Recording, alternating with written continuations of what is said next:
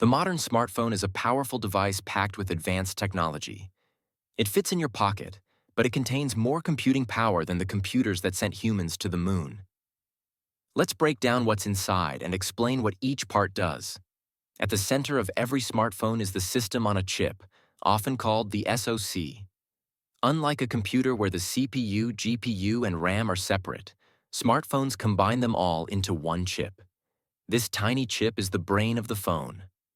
It includes the CPU for general processing, the GPU for handling graphics, the RAM for short-term memory, and sometimes even the AI engine and image processor. Common SoCs include Apple's A series, Qualcomm's Snapdragon, and MediaTek's Dimensity series.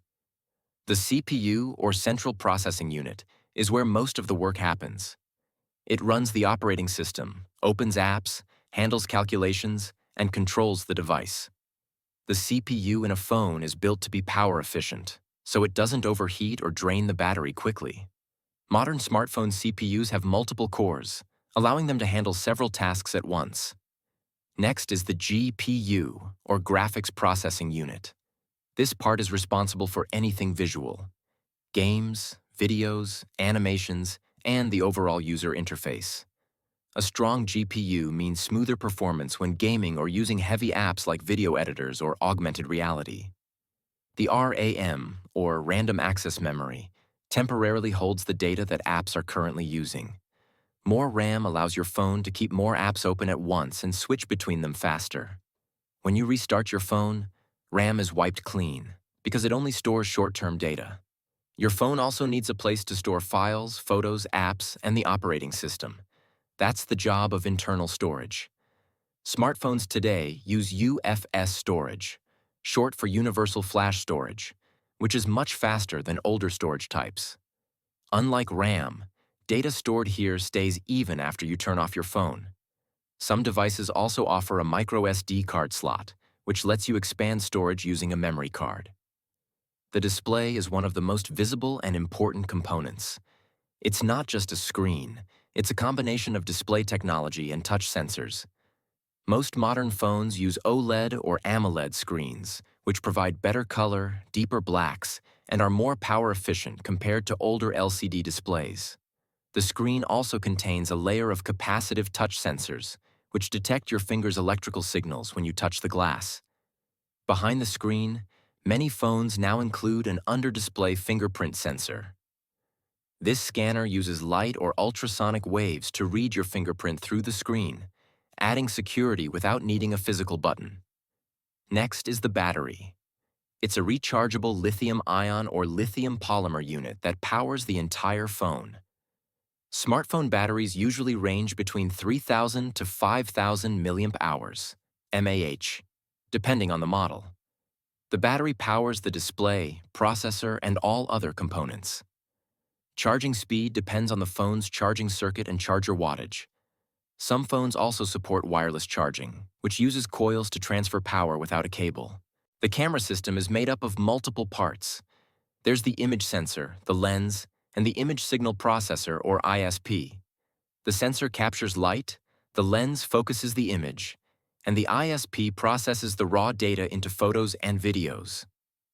Most phones today have multiple lenses, such as ultra-wide, macro, and telephoto, each for a different type of photography. The front-facing camera also includes sensors for face unlock and video calls. To connect to the outside world, the phone uses modems and antennas.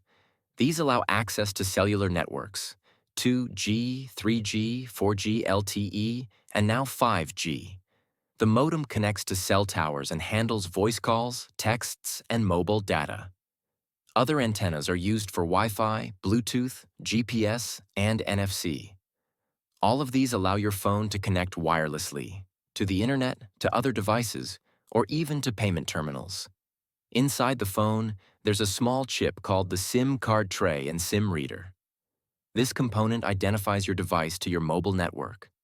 Some new phones use eSIM or embedded SIMS, which are built into the device and can be activated digitally without a physical card. To support location services, there's the GPS module. It communicates with satellites to pinpoint your location, helping with maps, rideshare apps, and geotagging photos. Your phone also includes microphones and speakers. Microphones pick up your voice during calls or recordings. High-end phones often have multiple mics for noise cancellation. The speaker module produces sound for calls, music, and videos. Many phones now have stereo speakers, one at the bottom and one near the top, to improve sound quality. Behind the scenes, there's also a vibration motor or haptic engine, which provides feedback when you tap or receive a notification. More advanced vibration motors give smoother, more realistic feedback. All of these components are protected by the phone's frame and body. The frame is usually made of metal or plastic, while the back may be plastic, glass, or ceramic. High-end models use Gorilla Glass for better scratch and drop resistance. Many modern smartphones are also water and dust resistant, rated by IP certification, like IP67 or IP68. To manage power and coordinate between parts, there's a motherboard, also called the mainboard or logic board. It connects the SoC, battery, cameras, sensors, and other components, allowing everything to work together smoothly. It's small but highly complex and tightly packed to fit inside the phone's slim body. All these parts are held in place using flex cables, connectors, and heat spreaders. Heat is controlled using thin sheets of copper or graphite that transfer warmth away from the processor to avoid overheating. Each component is carefully chosen to balance power, performance, battery life, and size.